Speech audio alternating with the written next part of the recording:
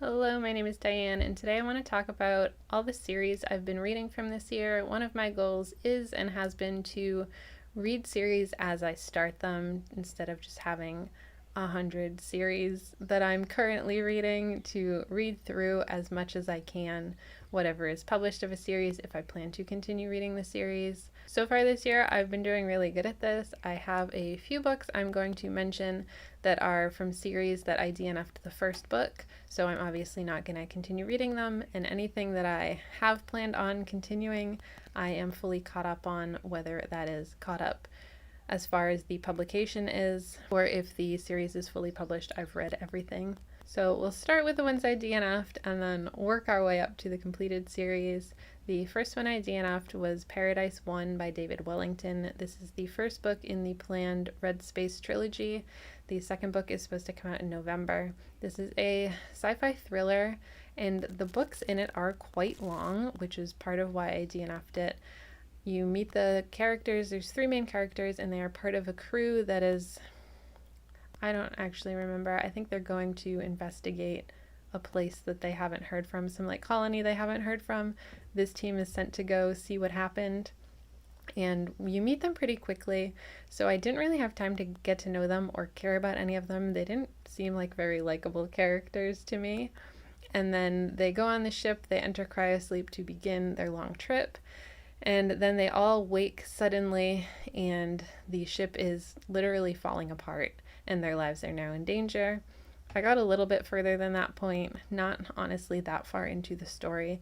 There is, of course, a lot of action with this going on, but because I didn't care about the characters, I didn't really care about the stakes. I just wasn't really that interested in what was going on, and because things were moving pretty quickly, but I didn't feel like it was really progressing the story.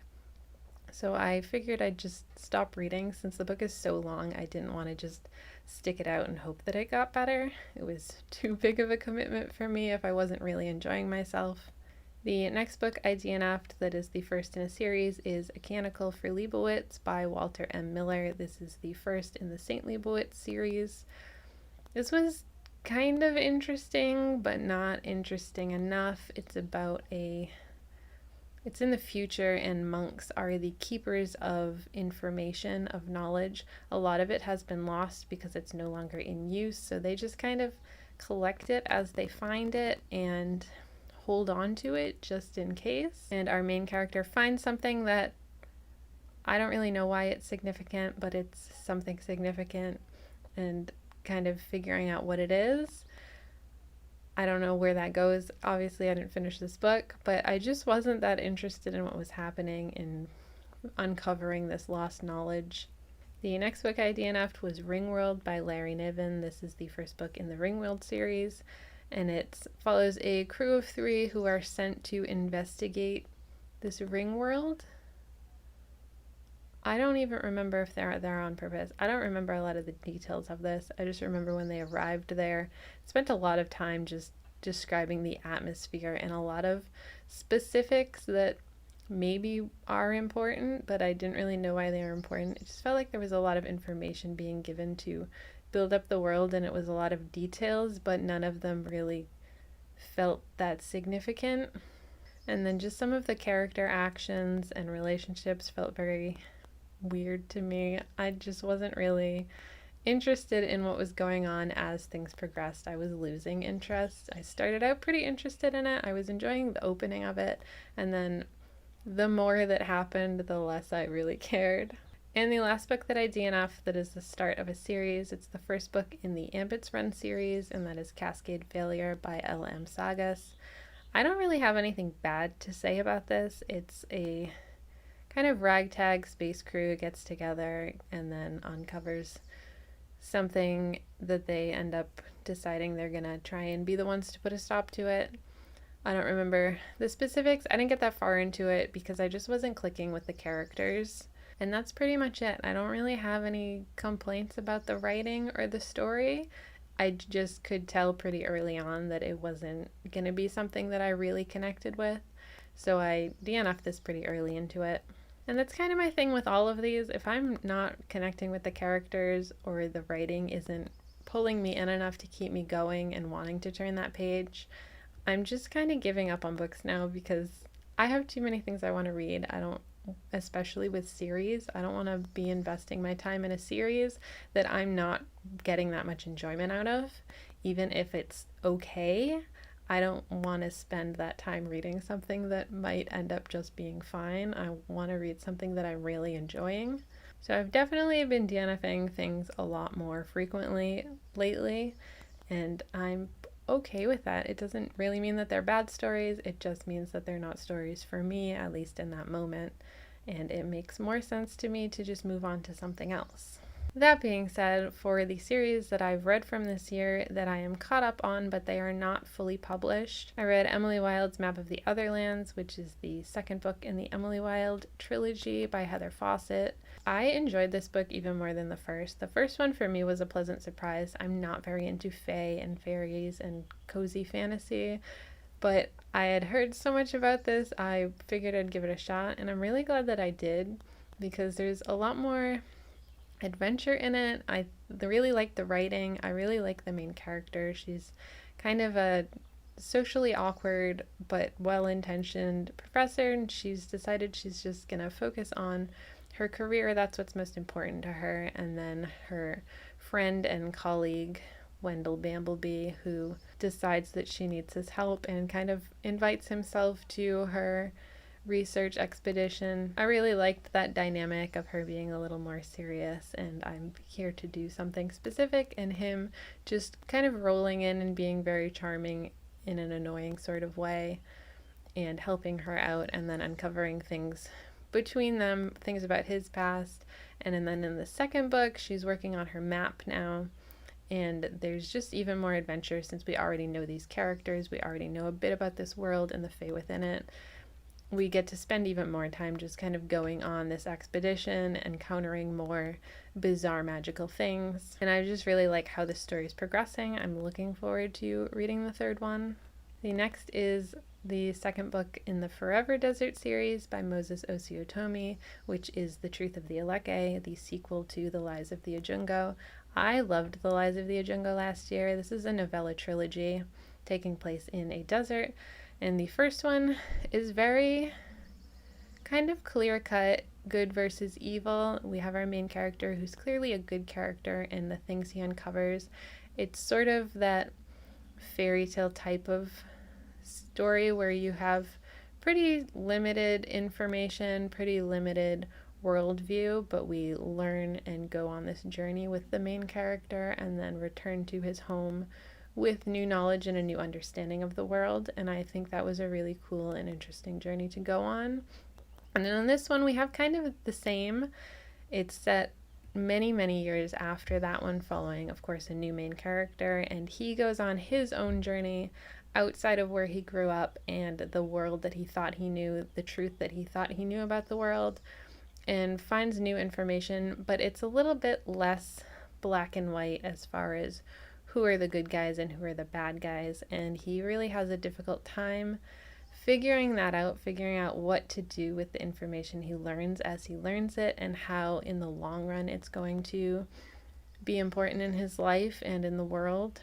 So I think it was a very interesting follow-up. I really like the writing of this. I think the author is a very talented writer, and I think it's very engaging to read these stories, even though I didn't like the second character quite as much as the first one, just because of the circumstances that we know as a reader. If you started with the first book, you know a little bit more about the world than our main character does because he only knows what he's been taught, and I think that's a really interesting experience. And the next series I started, which only the first book is out, and I haven't heard any news about the second book, but that is The Hexologist by Josiah Bancroft.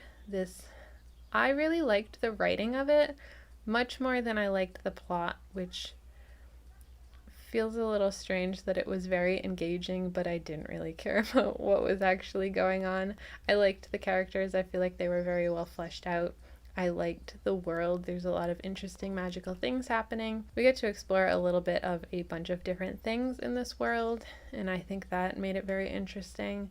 And I just thought that the writing was very compelling and kept me wanting to read more of it and keep going with the story, even though I wasn't that invested in the mystery aspect of the plot, which you're following along a main character, a couple actually, who are trying to solve this mystery about why the king is behaving so bizarrely.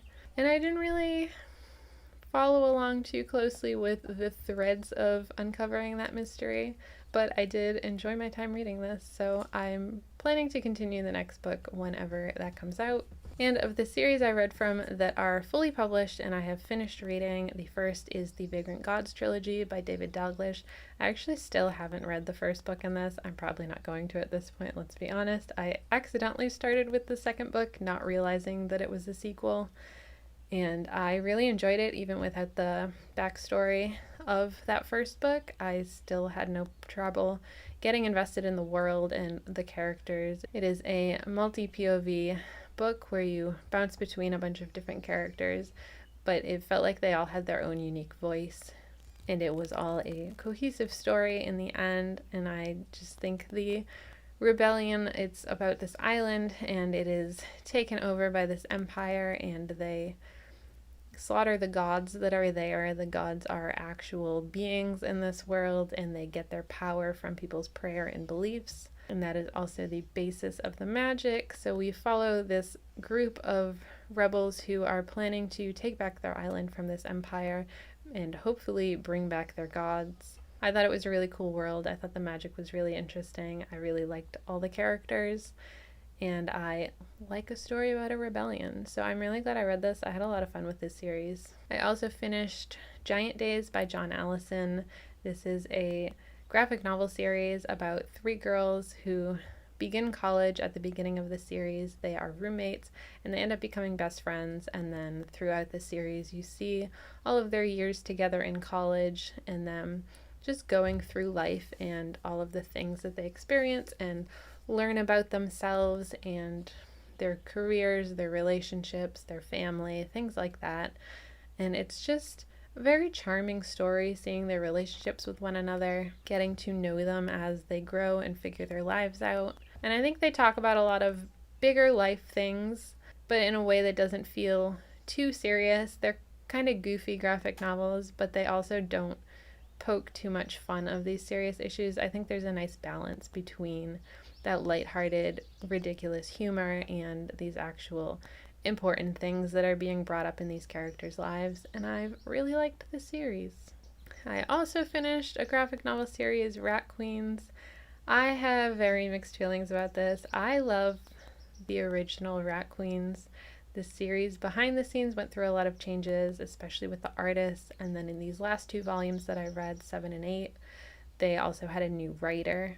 And I think that, for me, was what made it very disappointing. You could tell the characters were still there, but it just felt different finally, even with all the art changes. I don't know, I think just knowing what Rat Queens was and a little bit of the behind the scenes of it, I think it's really unfortunate that the series didn't really stick the landing. I just really like this world and these characters. I think the initial offbeat humor and just the group dynamic is really interesting and really compelling and was really well done.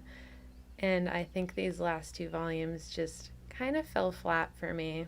But I'm glad to have finally finished it off and at least given the last 2 a chance. The original writer for Rat Queens, Curtis J. Weeb, also wrote a newer graphic novel called Dryad. I'm saying that this is completed. It's not officially completed in that they never wrote and published an actual ending. There are 2 volumes out and they end on kind of a big cliffhanger, but I haven't heard any news of this series since, so I'm just calling it completed. I'm assuming that they're not continuing on with it and it is done being published, but it is a story about a couple who are raising a son and daughter, and they have escaped their old lives when the children are babies and live in this rural, kind of typical fantasy setting where there is no magic and they believe that there is no magic. The people who live there learn that as they grow up. And then once the kids are teenagers, the parents' past catches up to them and they end up going to this city, and the kids realize that everything they were told about the world outside of their village isn't actually true. There is a lot of magic, there's a lot of technology out there. And we start to learn a little bit about the parents' past, but also about how the children fit into the grand scheme of what's going on. And I was interested on seeing where this was going, but I don't think it's ever going to happen, so we're just calling it done. And the last graphic novel series I read is Ascender by Jeff Lemire. This is the sequel series to Descender, which is a sci-fi story about a boy who grows up with a companion robot, and then later as adults they are reunited as strange things are happening in the universe. This is the sequel where we see the original main character's daughter has never known real robots. They no longer exist as far as they're concerned in their world, and one of them shows up, one of them that is familiar to our original main character, and he gets wrapped up into these relations between the robots and humans. I really enjoyed this series. I read this in, I think, 2 sittings, only because I had to go to sleep at some point. I think the writing is just very compelling. I really like the art style in these series. It is the same writer and artist for Descender and Ascender. So I really liked seeing that same team back together for this. This has been out for a little bit at this point, but I just never got around to reading it, even though I love Descender. So I'm glad I finally read this. I really enjoyed it. I definitely recommend both of these series if you're interested in graphic novels and sci-fi. So that is every series that I've read from this year, the ones that I liked and the ones that I didn't. Let me know if you've read any cool series this year, whether you've finished them or not. I'd like to hear about those. Maybe I can start some more series. Other than that, that's all for me today. Thanks for hanging out with me. I'll see you next time. Bye.